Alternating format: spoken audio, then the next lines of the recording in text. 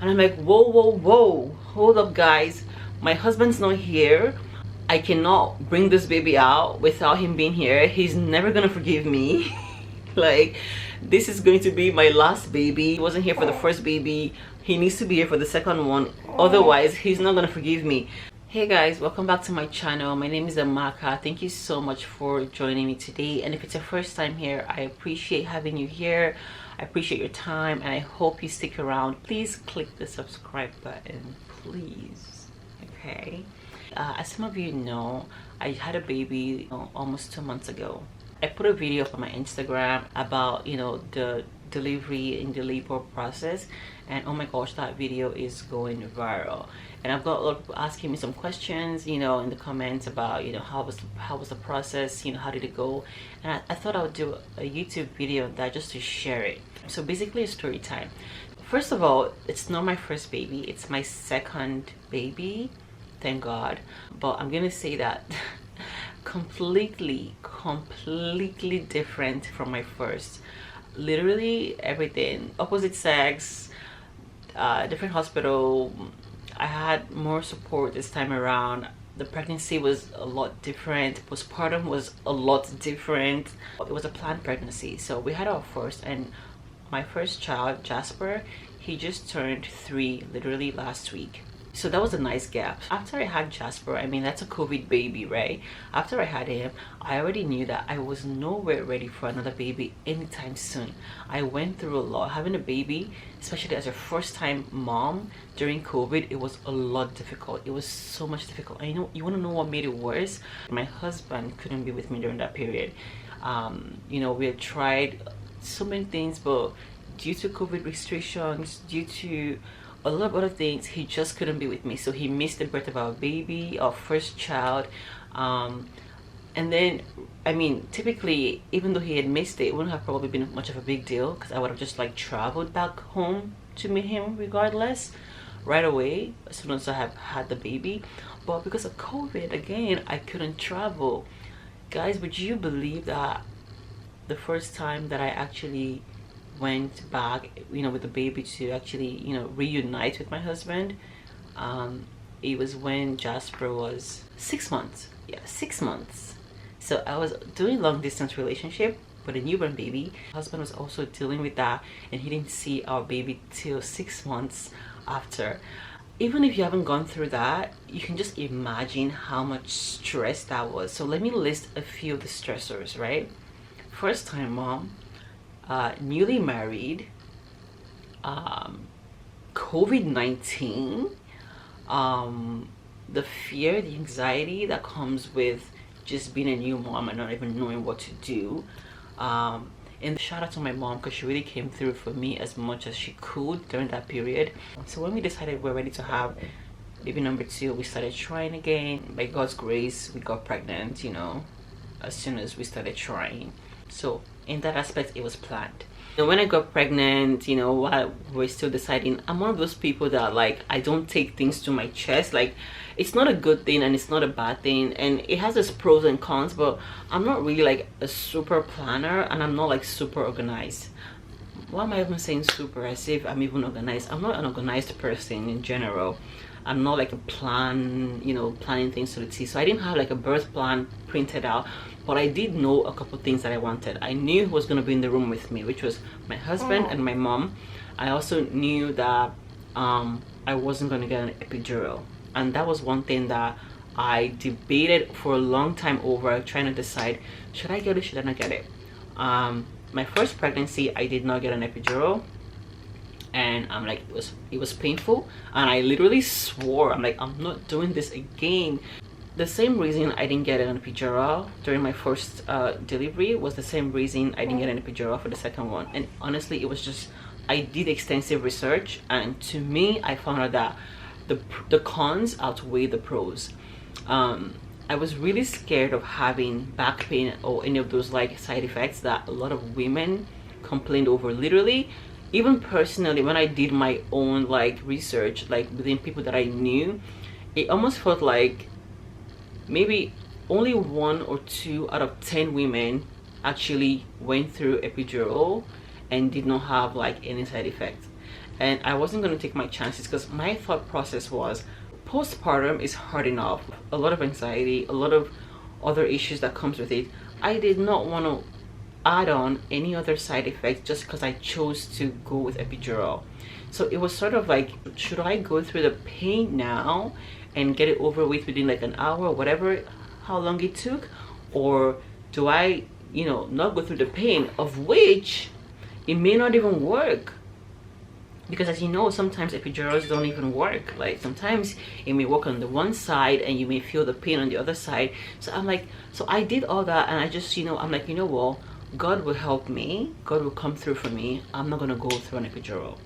I wasn't trying to be heroic, I wasn't trying to be strong. I hated it. I wish I could, I literally wish I could, but I just, you know, I'm like, you know, I was just afraid of having any side effects, especially back pain. I was like, I don't want this, I don't want to have to deal with this, you know. I have a toddler and I have a newborn. I'm gonna still have to be active in the house. I don't want to have anything that would prevent me from being, you know, effective in my daily lifestyle, right?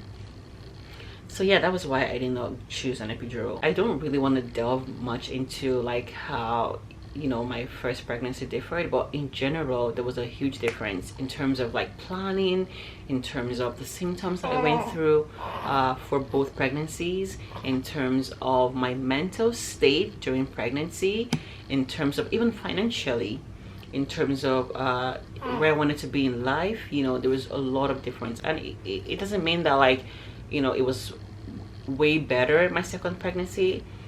Some parts were better. For example, my first pregnancy, I didn't have any health related risk. Pregnant, I didn't have any, you know, health issues. I didn't have any health issues with the baby, with the fetus, with the baby in the womb. I didn't have any health issues with myself. It was more mentally where I wasn't like mentally sound. I was like, I don't want to use the word depressed, but I just wasn't myself. I wasn't happy, as opposed to this pregnancy where like, even though I had health related risk, even though I had, you know, what the doctors had told me was wrong with the baby in the womb, and I had some form of anxiety, but in general it was better. We have a new guest. Sapphire woke up, so I'm so determined on finishing this video, so I'm gonna have to do this with her. Say hello, say hi, baby. So she came exactly 39 weeks. I remember I had my OB appointment a day before, and I was just telling my doctor that I hope I don't see you again until like, you know, the delivery day. But yeah, she came the following day, which was exactly 39 weeks. And when she came, I was expecting that the entire process would be the same sequence as my first. I'm not sure why, because everyone literally says that it's always different, but for some reason I didn't really think about it. So because with my first, my water broke and then the contraction started. So with my first, when my water broke, I went to the hospital, and then they did all the whole, you know, checks and everything, and they said, oh, I'm still like far off, I should go home, take a shower, just, you know, get some sleep, and then come back once my contractions were, you know, a little bit closer. So I did that, and then, you know, that was that with my first. But with this time around, I was kind of expecting the same sequence. So my water did not break, but I already started having contractions. So I'm like, oh my gosh, I'm feeling so much pain. So why am I feeling so much pain when my water hasn't broken? So I was, you know, going through the contract. I knew there were contractions, but I just thought that they were painful way early. You know what I mean? So at the point I just couldn't take it anymore. Good thing my husband got back from work like an hour before. And guys, if I tell you that I procrastinated packing my hospital stuff, like I had packed my stuff, but I hadn't like put them in the bag, so they were sort of like all over the places. And in my head I was like, mentally I know where they are, and I wasn't really expecting to go into labor like that period. So I was like, I'll do it tomorrow, and I kept procrastinating. And I hadn't like packed my bathrobe, I hadn't packed like my slippers and like minor stuff like that. So when my husband got back from work, he was like, I'm like, you know, I'm feeling so much pain, I think we need to go to the hospital. He's like, okay, well, I need to put these things together, I need to pack some of this stuff. So he started like trying to get my bathrobe, my slippers, oh, change of clothes, this and that. I was in my room just trying to like breathing, trying to like go through that contraction. When I got to the hospital, you know, it was me, my husband, Jasper. He took me to another room, and at this time they were like, oh, my husband and my toddler could not come with us. So I was like, oh, my water hasn't broken yet, he can come. Because in my head I was expecting they would send me back. Now that I think about it, that was really dumb of me to think that, considering how much pain I was going through. So anyway, my husband had to like take our son. Mind you, when my contractions started, I had called my mom and I said, Mom, you know, I'm already feeling contractions, but my water hasn't broken. So my mom stays an hour away from me. So I told her, I'm like, you know, I know you're at work, so don't worry, I'll let you know when it's serious. She's like, oh, but you've already started contractions, let me start coming. I'm like, oh, don't worry, Mom, like, what if it doesn't actually come till tomorrow? Then you will just, like, you know, miss your shift kind of thing. It's okay, I'll let you know if it's serious. At the time it actually got serious, like I said, I didn't even know it was serious. I knew I was in pain, but I wasn't in so much pain like that comparing to the last time. So I'm like, okay, maybe it's not that serious yet. So I told her, I'm like, you know what, it's okay, I'll let you know. In retrospect, I was just like undermining the pain that I was going through, because it was actually painful. Now that I think about it, I was just like, okay, it could get worse, and I was just preparing myself for worse. My husband had to take our son away. At that point, she had checked me and she's like, oh my god, you're like 8 centimeters dilated, like, whoa, good thing you're here now kind of thing. And I'm like, 8 centimeters, like, whoa. So at that point I was already going through so much pain. My husband wasn't there to like all the things that we had planned that he would do, like massage me, rub my back, you know, I would be sitting on the ball and he would be like rubbing my back, all of those things. We didn't even get to do that because there was no time. So I literally had to start calling my mom, and I'm like, yo, I'm 8 centimeters. She's like, whoa, see this girl, you don't listen, I told you I should have come earlier. And then she's like, okay, I'm leaving now. So she left right away.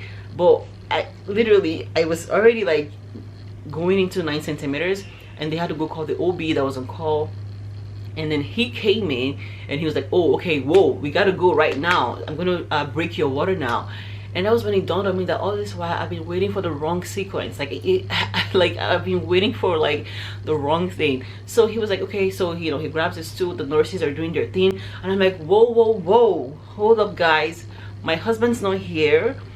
I cannot bring this baby out without him being here. He's never gonna forgive me. This is going to be my last baby. He wasn't here for the first baby, he needs to be here for the second one, otherwise he's not gonna forgive me.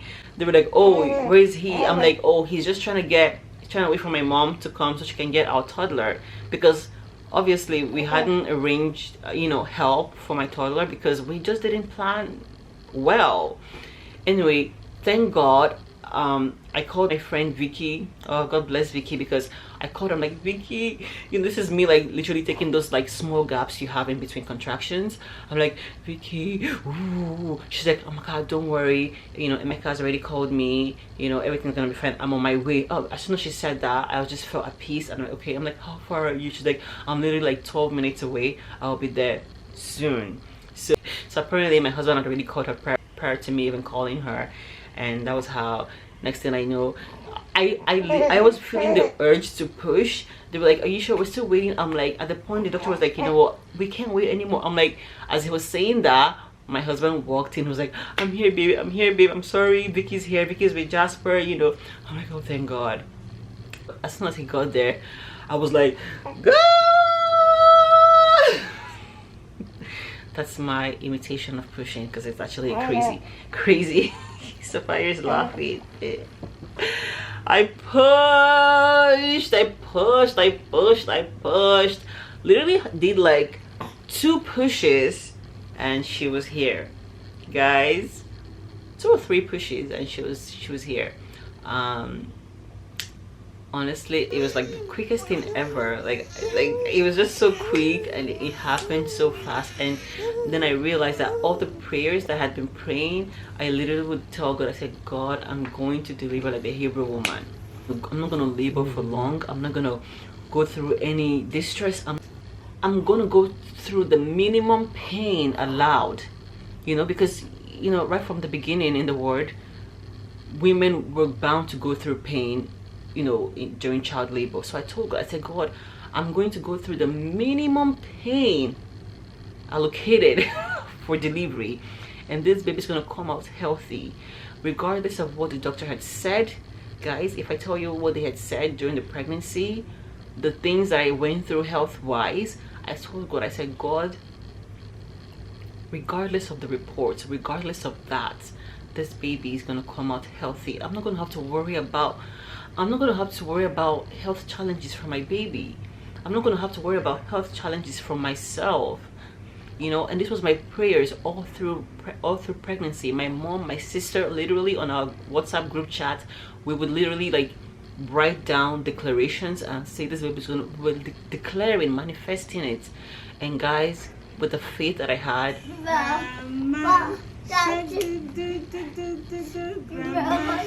she's so beautiful. Look at her face, she's so beautiful. And she came and she was it was like the best relief ever, like, you know, when you just like you know. And that was it. So yeah, that was basically how my delivery went. Guys, I hope you enjoyed the story time. Thank you so much for watching. I appreciate your time. Let me know if there's anything you have questions regarding, anything that you would want me to share in my next video. Just put it down in the comment section. I'll be happy to do that. And also don't forget to subscribe before you leave, and also press the notification bell down below so that you can know when next I put up a new video. And that's it. Bye. Bye. Say bye. Say bye.